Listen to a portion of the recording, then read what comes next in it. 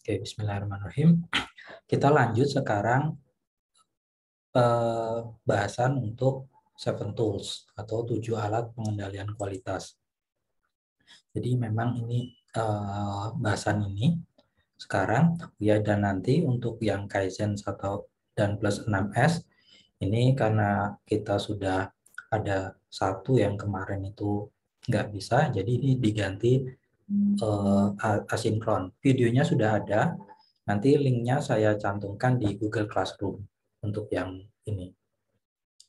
Dan mungkin juga saya berikan pengumuman saja juga ya, untuk yang guest lecture series ini jadwalnya sudah ada, yang memang jadi agak lebih cepat karena kan ini namanya guest lecture ya, jadi jadwalnya harus menyesuaikan dari sana, dari pihak guest lecture. Insya Allah ini nanti Sabtu ini. Jadi ini agak lebih awal, harusnya minggu depan, tapi jadinya minggu ini, Sabtu ini. Insya Allah seperti itu konfirmasi. Jadi silakan tolong datang untuk guest lecture-nya. Nanti akan detailnya akan jadwalnya sementara ini Sabtu ini, detailnya nanti akan saya update terus di Google Classroom. Jadi ini untuk minggu depan diadakannya di akhir minggu ini ya. Jadi silakan datang di sini.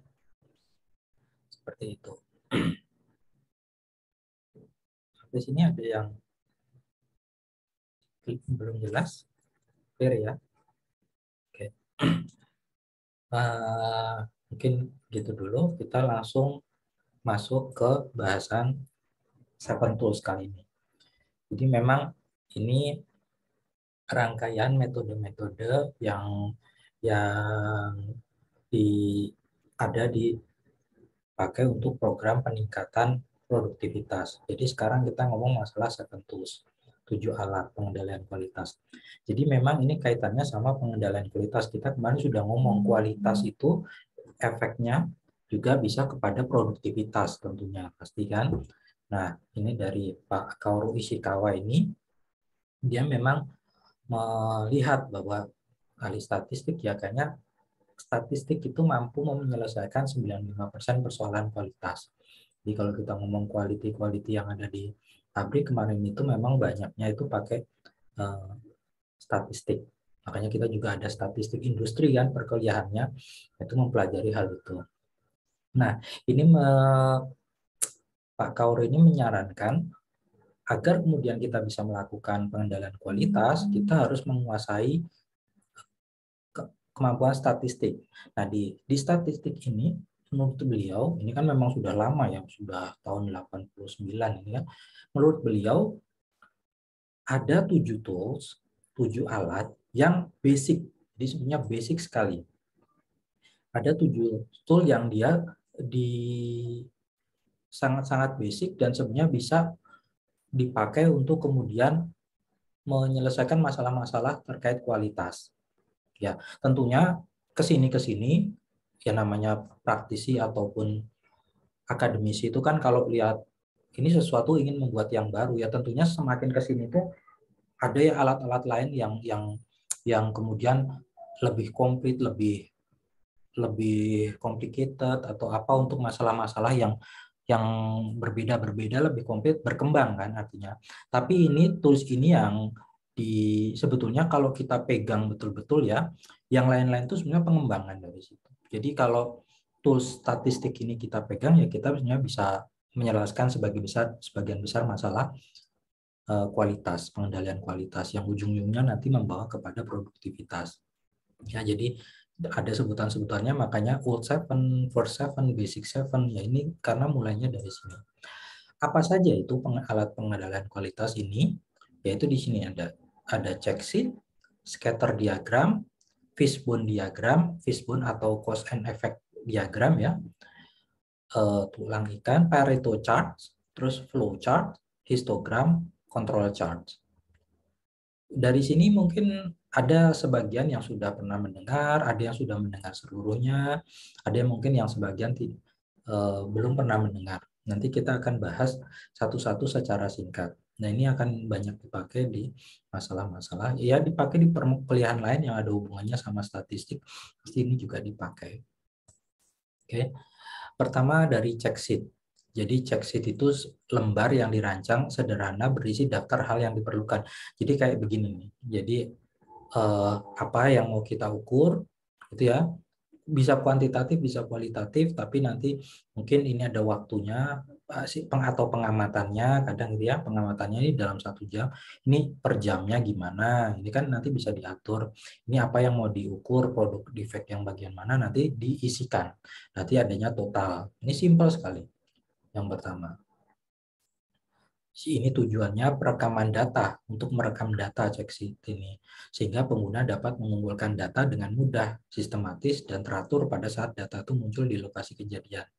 Jadi ini termasuk, ya ini kayak gini tuh udah data primer ya, karena diukur langsung kan, si pengukur melakukan langsung, nah ini seperti ini. Ini untuk biasanya di sini adalah observasi atau eksperimen.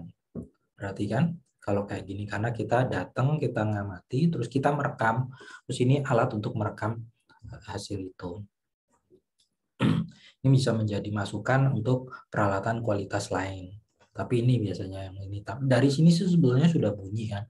Ada totalnya, ada ini masing-masingnya sebenarnya sudah bunyi. Kapan digunakan? Ketika data dapat diamati dan dikumpulkan berulang kali oleh orang yang sama atau di lokasi yang sama. Diulang kali ketika mengumpulkan data menggunakan mengenai frekuensi atau pola kejadian. Jadi seberapa banyak kayak gitu.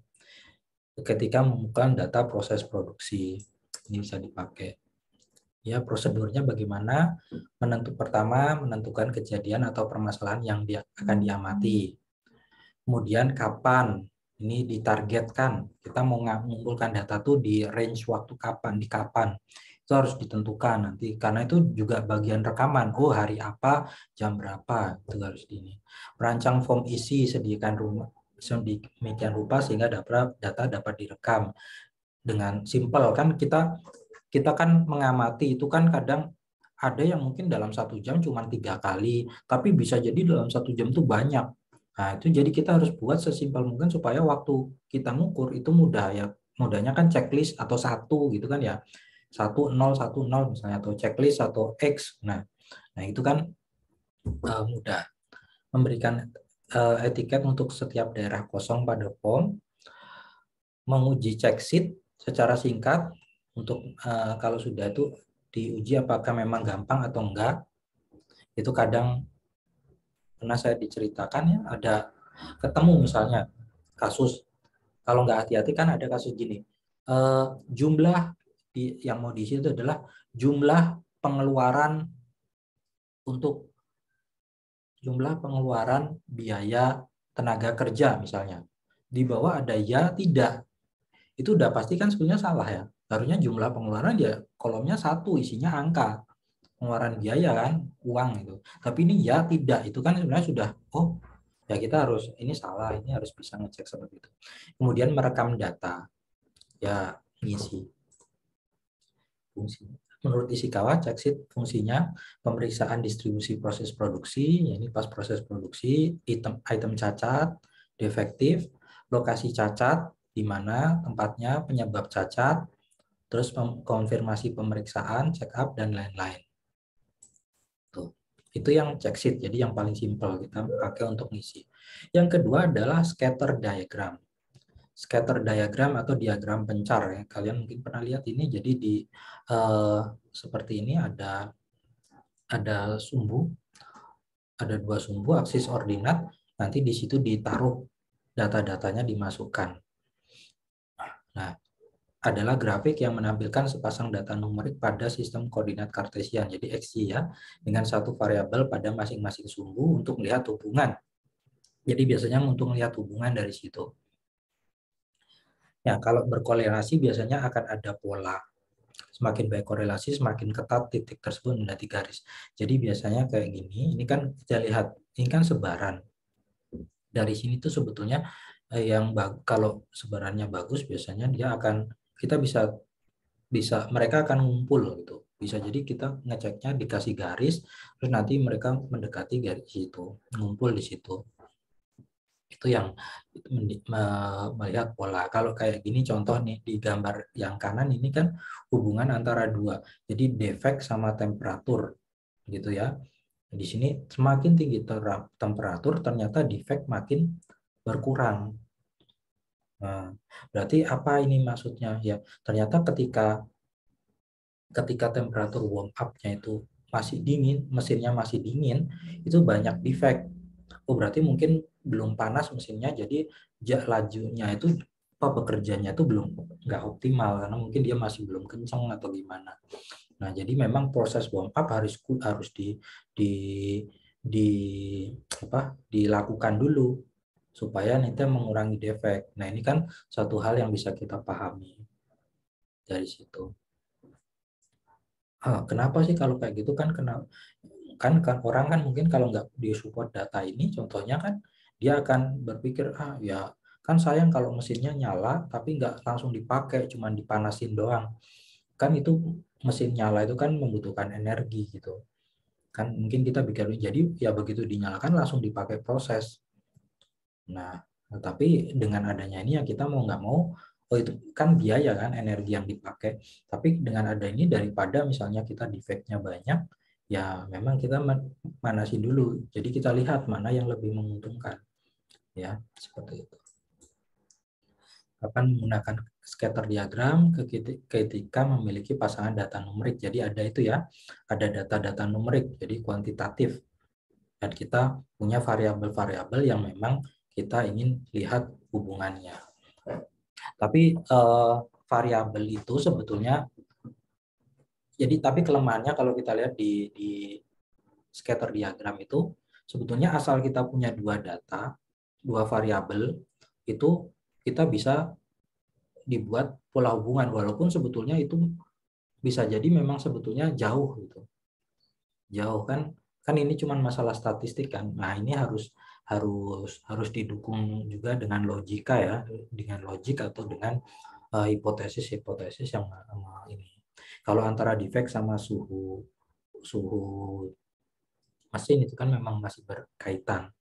Tapi misalnya gini, defect ada kita punya data defect, terus kita data jumlah pernikahan, apakah bisa berpengaruh? Kalau kita cuma masukkan mungkin bisa defect sama jumlah pernikahan di satu tempat. Tapi kan dua hal yang berbeda. Ini harus ada hubungan juga. Kita harus punya hipotesis juga di sana.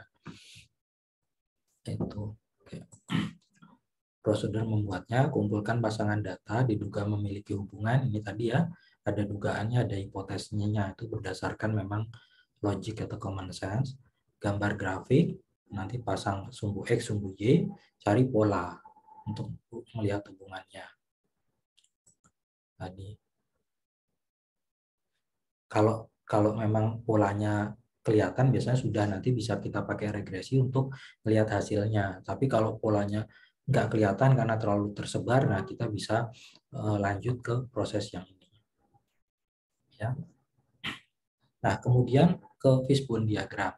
Fishbone diagram atau cause and effect diagram. Ini juga ini lebih kepada memang sifatnya brainstorming atau kalau tadi ada kualitatif, kuantitatif itu dekat ke kalau tadi scatter diagram kuantitatif ini lebih dekat ke kualitatif lebih tepatnya mungkin arahnya kayak expert opinion atau apa. Jadi memang dia harus kita sebagai seseorang itu berfungsi sebagai analisnya. Jadi kemampuan kita yang dipakai. Ataupun kalau enggak brainstorming. Brainstorming itu bisa sendirian sebagai seorang ahli atau bisa bareng-bareng. Kan seperti itu. Nah, nanti brainstorming itu kan semua mencoba-coba kira-kira begini. Jadi diterima saja, baru nanti kita coba masukkan. Masalah akan dipecah menjadi sejumlah kategori, mencakup manusia, mesin, kebijakan, dan sebagainya. Ini contohnya kayak gini, ini contoh ya, contohnya. Tidak selalu harus seperti ini, tidak harus selalu material, method, manpower, machinery. Cuman kan kalau namanya di industri biasanya ini ya, kalau kita lihat definisinya teknik industri, itu kan memang input itu kan ada material, mesin, metode, dan seterusnya. Nah ini kita bisa kalau belum tahu apa yang mulai dari sini. Tapi intinya gini, seperti ada efeknya, ada cost-nya. Yang kita ingin cari-cari, kita brainstorming adalah penyebabnya. Efeknya ini kita tahu ini sesuatu gejala yang terjadi, misalnya permasalahan apa yang terjadi itu biasanya di sini. Terus nanti baru kita coba kira-kira dari mana hal itu bisa kejar. Jadi fishbone diagram itu digunakan ketika ingin mengidentifikasi kemungkinan penyebab masalah, ya. Terus langkah improvement akan lebih mudah dilakukan jika masalah dan akar penyebab masalah sudah ditemukan. Jadi kan, ya kan, kalau kita periksa ke dokter juga kan, ketika ditanya kondisi apa itu kan, kita yang kita sampaikan adalah gejala atau akibat yang muncul, ya kan. Tapi misalnya badan panas, makan nggak enak, itu kan gejala yang timbul akibatnya. Tapi penyebabnya apa? Oh, mungkin kena virus atau mungkin ada ya gitulah, biasanya virus atau bakteri, atau mungkin ada luka. Nah, itu kan penyebab utamanya yang diobati itu kan cost-nya itu. Makanya kita harus cari kira-kira penyebabnya apa. Nah, fishbone diagram menolong kita menemukan akar penyebab masalah secara user friendly. Jadi seperti ini menggunakan sesi brainstorming, ya. Kalau kita lihat tadi sama efek ini people, equipment, proses, nanti dia akan selalu ini, kita bisa terus aja namanya. Ini kan kita kelompok utama, contohnya material, environment, management, equipment, ini kelompok utama. Nanti baru di sini ada primary cost, ada secondary cost. Jadi kita bisa terus, ya. Tapi mungkin semakin dalam, semakin jelimet, ya, complicated, ya, mungkin kita perlu batasi. Biasanya di sini ada primary cost, nanti ini tuh disebabkan apalagi, biasanya kan tergantung experience kita atau keahlian kita memahami bahwa ini kira, tapi ini sebenarnya hipotesis juga. Yang mungkin ada pengalaman, dulu pernah saya begini karena penyebabnya ini, bisa jadi. Tapi biasanya kan ini hipotesis. Kalau tadi scatter diagram mau mengukur pola, kita harus mengira-ngira hubungannya apa. Di sini kita lakukan itu, tools yang membantu mengira-ngiranya di situ. Jadi langkah penerapannya, menyiapkan sesi brainstorming, mengidentifikasi akibatnya dulu, efeknya dulu, mengidentifikasi berbagai kategori, kita mau apa, kelompok kategorinya kita, mesin, material, man, itu yang kira-kira kita mau kejar, menemukan sebab-sebab potensial tadi, ya, sumbang saran, jadi siapa saja boleh, mengkaji kembali kategorinya tadi, mencapai kesepakatan atau yang paling mungkin. Nah, penggunaan diagram fishbone tulang ikan memiliki manfaat. Ini, ya, bisa dilihat. Ya, sebenarnya kita di sini karena memang masalah itu, kalau kita belajar sistem, masalah itu pasti bisa disebabkan oleh suatu kondisi, itu bisa disebabkan oleh beberapa, ya. Tapi kan kita mencoba mengurainya, kan, karena hanya dengan mengurainya kita bisa kemudian solve problem yang muncul. Jadi manfaatnya menggunakan kondisi yang sesungguhnya untuk perbaikan, dapat mengurangi kondisi yang menyebabkan tidak sesuaian, membuat satu standarisasi operasi, memberikan pendidikan pelatihan. Seperti ini. Itu fishbone diagram. Kemudian namanya keempat Pareto chart. Nah, Pareto chart, saya kalau nggak salah pernah bilang, ya, Pareto chart atau dibilang apa istilahnya, ya, grafik 20-80. Yang menemukan kan memang Pareto, orang namanya Pareto, waktu itu dia menyelidiki tentang fenomena pada marketing, di mana ternyata 20% pelanggan itu spendingnya itu ternyata meliputi 80% pendapatan atau revenue yang masuk di satu toko. Jadi dari 20% orang itu, revenue yang kita dapat justru 80%.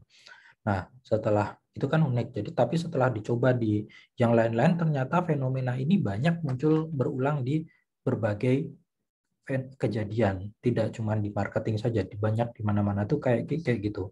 Jadi sekitar 20% satu komponen itu, satu penyebab atau cost, 20% cost itu memberikan efek pada 80%, sebesar 80%. Biasanya seperti itu. Makanya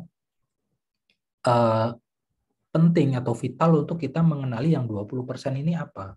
Karena kan kalau kita treatmentnya fokus, kan namanya treatment itu kan butuh biaya, butuh resource, ya. Nah, kita bagusnya memang semua di treatment 100%. Tapi kan kalau kita mau prioritas dulu sesuai keterbatasan kita, mana duluan? Nah, yang tentunya yang 20% duluan ini yang nantinya berimpact pada 80%. Ya, tapi kita harus mengenali siapa 20% ini. Apa 80%-nya itu? Nah, ini Pareto chart yang dipakai. Jadi bagian yang berisikan diagram batang, bars graph, dan diagram garis, line graph. Ini batang, ini garis ya. Diagram memperlihatkan klasifikasi dan nilai data, garis memperlihatkan akumulasinya. Ya. Jadi di sini prosentase, di sini frekuensi. Jadi ini frekuensi, ini persentase, ini kira-kira nanti time-nya. Tapi ini sama ya. Sama. X ini kan X, ini Y. Jadi ini ada dua hal.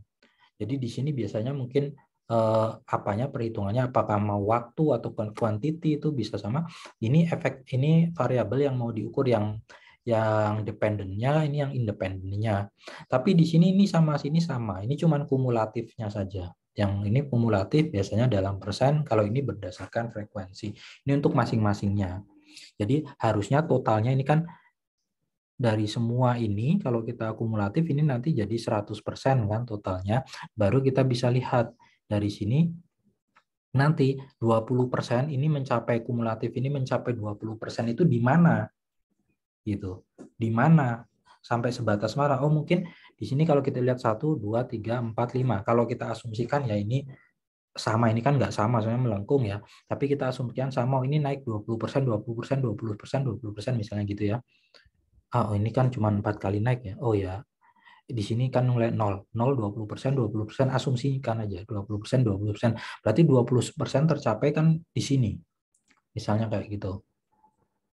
Nah, berarti yang ini, yang C inilah yang penting. Atau kalau ini lebih banyak itu, oh 20% misalnya di sini. Berarti yang penting itu adalah C dan A ini. Gitu. Ini yang perlu kita prioritaskan. Jadi seperti itu. Kegunaan diagram Pareto membantu suatu tim untuk berpusat pada penyebab yang akan menghasilkan dampak terbesar. Seperti itu. Langkah-langkah menyusunnya, menentukan metode atau arti dari pengklasifikasian data, tadi udah penyebabnya apa, menentukan satuan yang digunakan untuk membuat urutan, tadi X-nya itu mau apa, mengumpulkan data sesuai interval waktu yang ditentukan. Jadi kita setiap pengamatan itu memang harus dibatasi waktunya, merangkum data dan membuat ranking kategori data terbesar dari terkecil tadi. Jadi datanya nih nanti yang kita dapatkan tadi, nanti kita ini sudah kelompokkan sesuai klasifikasinya, nanti diurutkan. Tadi makanya dilihat yang besar-besar itu di kiri, yang kecil-kecil di kanan. Menghitung frekuensi kumulatif, menggambar diagram batang. Itu untuk Pareto charts. Terus flow chart, kemudian flow chart atau diagram alir. Nah, ini juga penting kalau yang kalian mungkin sering dengar namanya proses atau bisnis proses, sama ya. Bisnis proses itu kan digambarkannya dengan flow chart atau workflow. Nah, kan bisnis proses itu kan workflow. Menggambarkannya ya ini kita bisa pakai flow charts. Nah, proses di lingkungan industri pada umumnya merupakan satu rangkaian kegiatan yang berulang. Tadi adalah proses yang berulang-ulang. Jadi ada satu proses kan pembuatan suatu barang itu kan satu proses pembuatan. Selain itu ada proses-proses lain juga. Setiap siklus kegiatan tersebut biasanya dipecahkan ke dalam beberapa langkah kecil. Jadi dalam satu proses itu rangkaian aktivitas atau langkah-langkah kecil ya. Dari langkah-langkah tersebut kita dapat mencari langkah mana saja yang bisa kita perbaiki. Di satu proses, satu flow, itu ada aktivitas atau langkah-langkahnya di dalamnya yang kemudian satu setnya itu menjadi satu proses. Langkah-langkah tersebut mudah dimengerti jika kita menggambarkannya dalam satu flowchart atau bagan alir. Nah, kalau sudah digambarkan enak ngeceknya mana yang penting, mana yang bisa diperbaiki. Dr. Deming orang yang ikut andil, jadi dia di salah satu tools ini ya. Dr. Deming ini orang yang pernah diundang ke, mungkin dulu dia terkenal karena begitu Jepang kalah Perang Dunia II, mau mau memperbaiki diri, mereka banyak mengimpor ilmu ahli-ahli industri untuk kemudian membantu mereka dalam memperbaiki industrinya, mengimprove industrinya. Menurut Deming, kita harus draw a flowchart for whatever. Jadi gambar flowchart untuk semua yang kamu lakukan. Sampai kamu bisa menggambarnya, kamu sebetulnya nggak tahu apa yang sedang kamu lakukan. Kamu cuma punya pekerjaan. Jadi kita cuma kerja gitu, tapi nggak tahu apa yang dikerjakan kalau kita nggak punya flow-nya, gambar flow-nya ini. Yaitu menurut Deming ya, jadi memang sebegitu pentingnya. Kalau kamu mau tahu sebetulnya apa yang kamu mau kerjakan, ya gambar prosesnya itu. Flow-nya itu harus digambar, baru tahu, oh saya tuh ngerjakan ini. Kalau enggak ya cuman ya kerja gitu aja. Flowchart adalah alat bantu untuk memvisualisasikan, ya makanya divisualisasikan proses suatu penyelesaian tugas secara tahap demi tahap untuk tujuan analisis, diskusi, komunikasi, serta dapat membantu kita untuk menemukan wilayah-wilayah perbaikan dalam proses. Ini contohnya flowchart. Jadi biasanya ini dimulai dan diakhiri lingkaran. Jadi flowchart ini kan satu notasi ya, notasinya banyak. Kalau kalian nanti ada workflow atau flowchart itu tuh menemukan kok gambarnya bentuknya begini. Ya karena memang notasinya berbeda. Notasi itu semacam bahasa. Bahasanya berbeda. Yang mengeluarkan organisasi mana dia punya notasi tertentu. Tapi bukan berarti kemudian saya buat dengan proses sesuai saya sendiri gitu. Jadi ini yang karena banyaknya notasi ini mungkin orang jadi kadang mikirnya oh gambar proses itu atau aliran itu ya terserah saya gitu. Jadi dia pakai notasinya, dia kasih gambar-gambar, pakai cari-cari di internet ya gambar-gambar yang lucu. Nanti yang penting dia paham itu urutannya. Tapi kan sebenarnya ada notasi ini yang kemudian orang pelajari sesama teknik industri. Jadi kalau ada yang gambar orang lain dengan notasi yang sama, kita bisa paham. Jadi kalau tadi dibuat sendiri kan yang paham ya yang buat gitu. Jadi ini perlu diperhatikan. Saya seringkali membuat mahasiswa itu tidak menuruti notasi tertentu. Notasi itu contohnya UML Unified Modeling Language, itu dia pakai flowchart ini. Terus ada yang terus ada namanya Petrinet itu ada juga yang paling baru BPMN, itu semua flowchart gambarkan. Flowchart, pentingnya flowchart menjadi perhatian dari Dr. Kaoru Ishikawa, tokoh kualitas Jepang. Salah satu tujuan alat kualitas dasar yang harus dikuasai. Ini ya flowchart tadi. Ada anotasi, menggunakan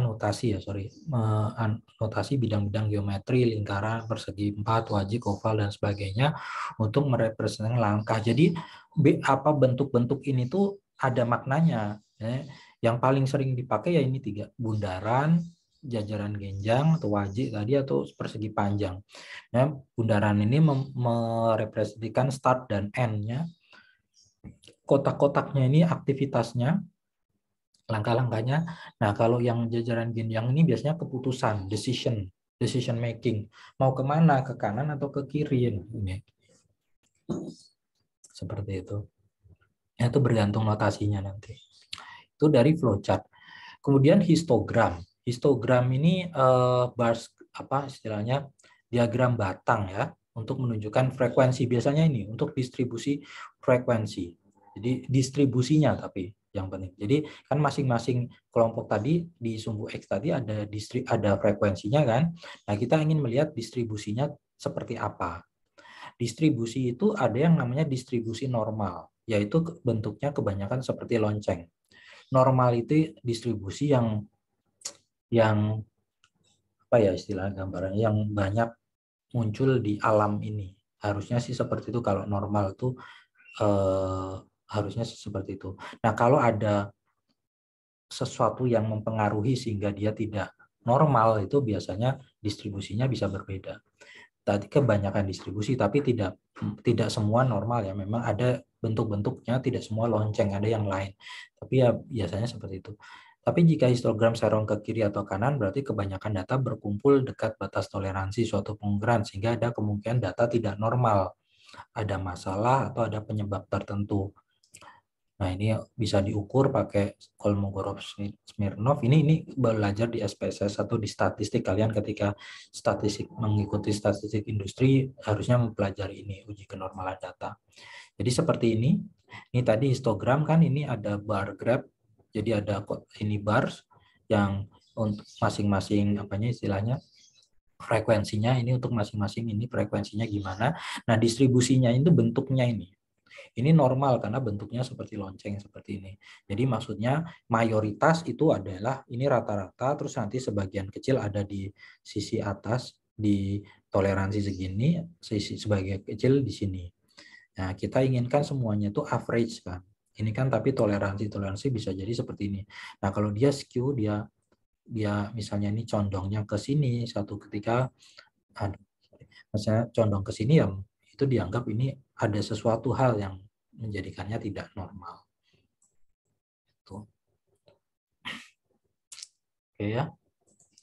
Histogram ini langkah-langkahnya. Nah, kemudian lebih cepat kita terakhir ke control chart. Control chart adalah peta kendali, peta yang digunakan untuk mempelajari bagaimana proses perubahan dari waktu ke waktu.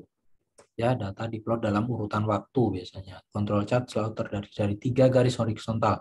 Nah, control chart selalu terdiri dari 3, jadi ada ada garis pusatnya, center line, ada UCL, upper control limit, sama LCL, lower control. Jadi ada upper control, terus ada 3 garis ya selalu. Nah, jadi seperti ini gambarnya. Jadi ukurannya bagaimana, ini waktu gitu. Nah, nanti di sini average. Yang tengah ini yang main line tadi apa center line ini adalah rata-ratanya biasanya. Tapi kan seringkali kita memang tidak, namanya juga apa yang terjadi di dunia ini memang bisa dilihat biasanya seperti itu konsepnya. Jadi ada average-nya, terus pasti tidak semua sama, itu nggak diskrit gitu ya. Nah, makanya kita harus memiliki upper control limit sama lower control limit untuk kira-kira oke, ini kita terima gitu. Jadi biasanya kenapa ini bisa dipakai sebagai pengendalian kualitas? Nah, kita tidak ingin semua terlalu banyak perbedaan kan? Kan kemarin prinsip kualitas yang baik itu kalau semakin sedikit variasi. Jadi tidak terlalu banyak. Nah, gerak ke atas atau ke bawah ini variasi. Jadi kita pengennya semua. Tapi kita tidak bisa membuat semuanya itu sama pastinya. Karena ya tadi ada mesin bisa aus, bisa terjadi apapun yang bisa menyebabnya sehingga ukuran itu kadang. Tapi yang penting tidak melebihi upper control limit sama melebihi lower control limit. Nah, biasanya kita tidak cuman pakai satu saja. Kalau kita pakai satu saja, average ini kan maunya kita semua data ada di garis ini. Nah, itu tidak mungkin. Nah, kita kadang dia bergeser, tapi gesernya itu jangan sampai melebihi upper control limit atau lower control limit. Nah, oke ya, tadi sudah terlalu jauh sebenarnya. Tadi saya ngomong masalah variasi. Variasi ini dijelaskan ya. Tadi variasi itu adalah fenomena alami ya, yang saya bilang ini memang di alam selalu seperti itu. Di alam ini alami sudahnya, selalu ada kayak gitu. Variasi itu akan selalu muncul. Tidak mungkin tidak muncul. Nah, di manufaktur juga seperti itu, mengikuti apa yang terjadi. Karena manusia itu kan, ya kita lihat juga di proses manusia kelahiran itu, secara average manusia itu ya kondisi normalnya seperti itu. Tapi kan kadang ada yang berbeda sedikit ya. Nah, hal itu juga terjadi di alam. Nah, penyebabnya apa saja? Kemungkinan acak, penyebab umumnya kemungkinan acak atau bisa ditentukan. Jadi memang bisa dipengaruhi, bisa memang random seperti itu. Nah, lalu bagaimana kita tahu proses itu penyebab khusus variasi atau di luar kendali ya, ini dengan control chart atau peta kendali. Karena kita sudah menentukan upper limit, lower limit. Kalau masih di situ tuh berarti ya mungkin memang masih acak. Seperti itu. Kalau sudah enggak itu berarti sudah di luar kendali. Oke. Ini peta kendali. Seperti itu. Ini konsep variabel dan atribut ini ada di kendali. Jadi variabel ini perlu juga ya dipahami masalah konsep variabel dan atribut. Variabel adalah karakteristik kualitas yang dapat diukur dan digambarkan dalam skala yang berkelanjutan. Tadi kita ngomong berat, panjang, waktu, temperatur, dan tegangan. Atribut adalah data yang dapat dihitung. Jadi ada variabelnya, ada atributnya. Jadi data yang dihitungnya. Jumlah cat yang cacat, jumlah lubang pada panjang kabel listrik, dan sebagainya. Ya, saya pikir ini self-explanatory dan mudah dipahami. Oke, itu untuk bahasan kali ini. Ini ada referensi yang bagus juga sama untuk menjelaskan semua tadi itu juga. Gitu mungkin dari saya.